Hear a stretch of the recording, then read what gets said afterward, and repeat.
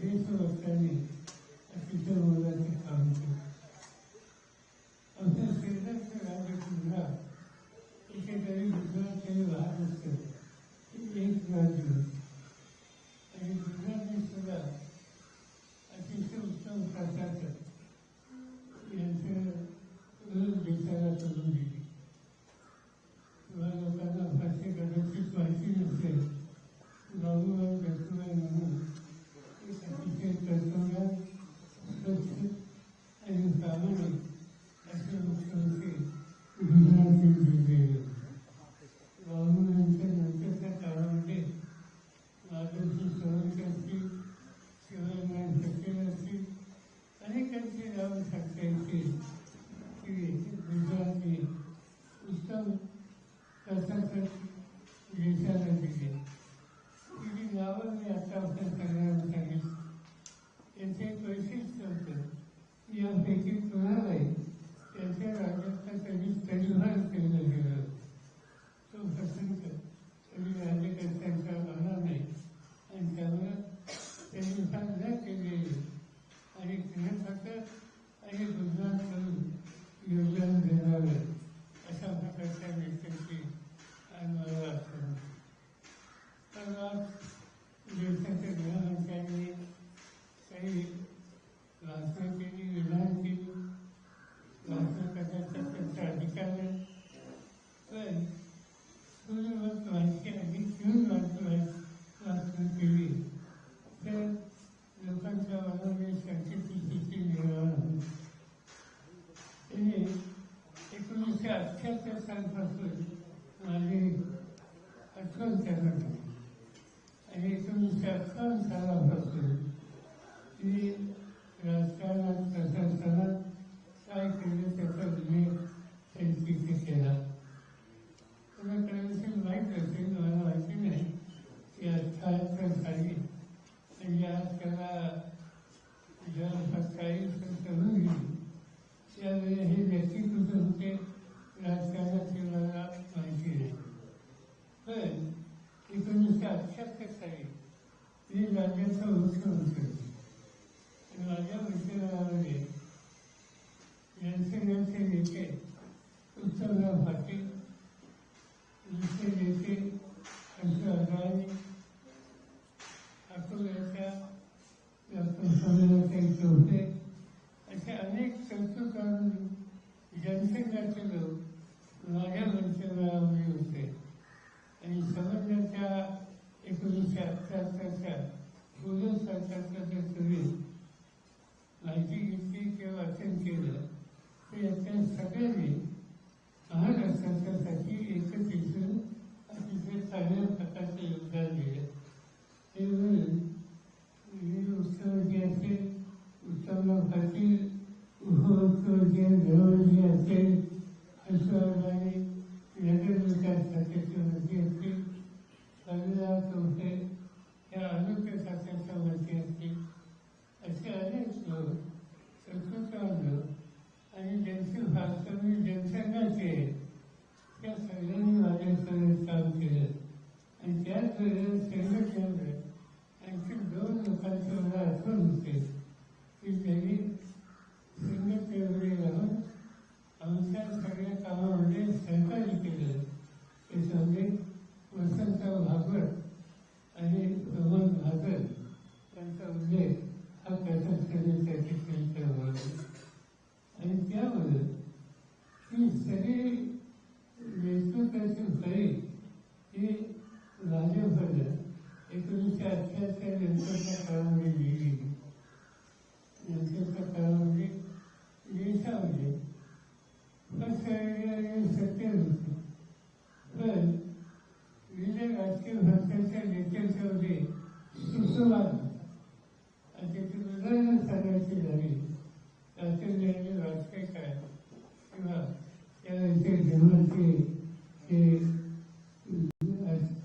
अडवाणी साहेब यांची नावं घ्यायला आज अटलजी हे कर्तृत्ववान लोक होते आणि अतिरेकी भूमिका घेऊन त्यांनी कधी समाज तऱ्हेचं राजकारण केलं. आणि त्याचे एकच उदाहरण सांगायचं झालं तर भूकंप झाला आणि देशाचं मुख्यमंत्र्यांची बैठक प्रधानमंत्र्यांनी बोलवली आणि त्या बैठकीमध्ये एक प्रश्न उपस्थित केला गेला की ही संकटे येतात, भूकंप होतात, अतिवृष्टीने महापुराने नुकसान होतं, त्याची नीती देशात ठरवली पाहिजे. आणि त्याच्यामध्ये असे लिहायला देशाचं डिझास्टर झाले हे करण्याच्या संबंधीचं काम शरद पवारांच्या सोपावर कारण कोयन्याचा मुंबईच्या वाळूचा पुनर्वसनाचा असे काही अनुभव त्यांच्या प्रतीक आहे ही मतं त्या ठिकाणी अटक केली आली. आणि शेवटी मी विरोधी पक्षात असताना माणसाच्या राज्याविरुद्ध एका माझ्याकडे सुरू केली. ही पार्श्वभूमी भाजपच्या नेत्यांच्यामध्ये आणि त्या पार्श्वभूमीवर अंगीकार धर्मांच्याने अलीकडं ज्या सगळ्या जी काही व्याख्यान दिली भाषण केले ते मी किंवा उद्धव ठाकरे यांच्यावरती मी काही उल्लेख केले त्याचा भाषण केलेलं होतं. आणि मराठीमध्ये एक ते म्हण आहे, मला त्याची आठवत नाही, कुठे इंद्राचा ऐरावर आणि कुठे पुराची सत्तावी, तर त्याच्यामध्ये हे ग्रंथ त्यावर त्याच्यावर अधिक सांगायचा उद्देशी त्या आवश्यकता नाही. आता पुढच्या ठाकरेंच्याबद्दल सुद्धा त्यांनी काय भूमिका घेतली ही सगळी लोकांनी मांडली आहे. आणि उद्धव ठाकरे सुद्धा त्याचा कधीतरी त्याच्याबद्दलचं त्यांचं मत सांगतील. पण मला हे माहिती आहे की हे गृहस्थ ज्यावेळेला दुसऱ्याकडे राहू शकत नव्हते आणि त्यावेळेस मुंबईमध्ये असा निर्णय करावा होता त्यावेळेला बाळासाहेबांच्या घरी जाऊन या संदर्भात सरकारने करावं अशा प्रकारची विनंती ही त्यांनी केली होती. याच्या विनंती अधिक पाहिजे माझ्यापेक्षा उद्धव ठाकरे सांगतील त्यावरून मी याच्यामध्ये अधिक काही सांगू इच्छित नाही. पण दुर्दैवानं एकंदर पातळी घसरली किती ही सांगायला मला वाटतं ही सुधारणा आणि त्यावर अशा व्यक्तींनी जी काही विधानं केली त्यांची नोंद त्यांच्या पक्षात सुद्धा किती घेतली याचा मी माणसाने केलेलं. याशिवाय तुम्हाला काही विचारायचं असेल तर आपण विचारू शकतो.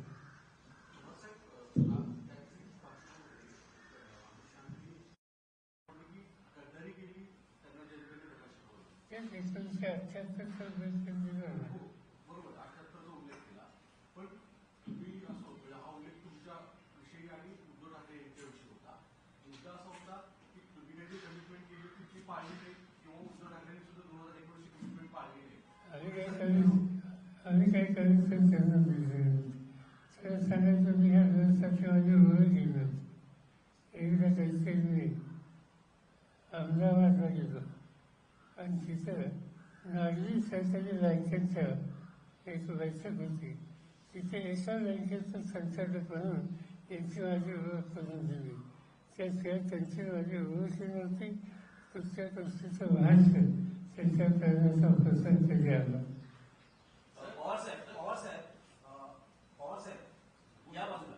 अमित शहाची टीका केली गेली आहे. याआधी बघितलं तर लोकसभेमध्ये पंतप्रधानांनी भटकती आत्मा असा उल्लेख केला होता. त्यानंतर विधानसभा प्रचारामध्ये अमित शहांनी भ्रष्टाचाराचे शिरोमणी असा उल्लेख केला होता.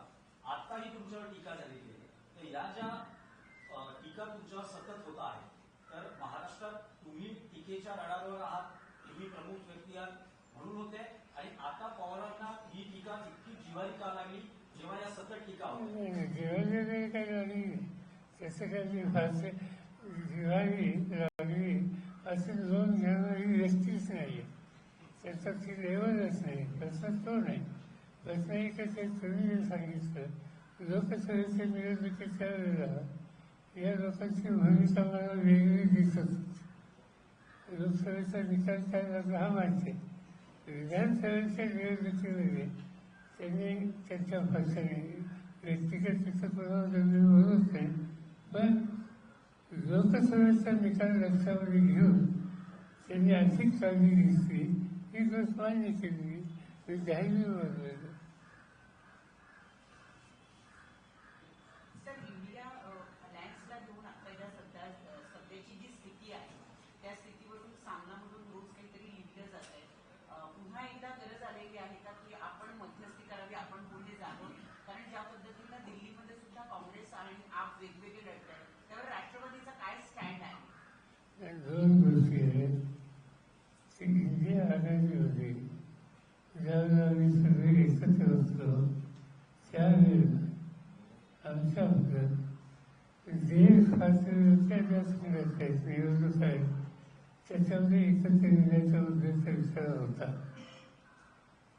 राज्याच्या आणि विशेषतः या स्थानिक पातळीवरच्या लोकसेवा गव्हर्नमेंट असेल, पंचायत राज्य असेल, या सगळ्या निवडणुकीमध्ये आपण एकत्रित काम करावं अशी चर्चा आमच्यात कधीही झालेली नाही.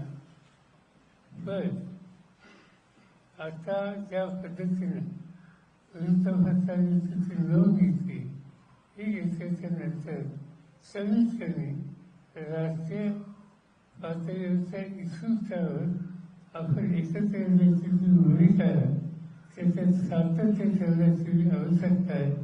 आणि तसा प्रयत्न माझ्याकडून या सगळ्यांना नियंत्रित करून केला जाईल, एक. आणि नंबर 2, त्याच्या आधी महाराष्ट्रामध्ये राज्यापुरतं सीमित इंडिया आघाडीचा संबंध नाही, पण राज्यापुरतं सीमित येत्या 15 दिवसामध्ये काँग्रेस पक्षाचे अध्यक्ष, त्यांचे सरकारी शिवसेनेचे नेते उद्धव ठाकरे, त्यांचे सहकारी जयंत पाटील आणि आम्ही एकत्र बसून या सगळ्या गोष्टींचा विचार करून इथं काही वेगळी भूमिका घेता येतं एकत्रित त्याच्याबद्दलचा विचार करणार.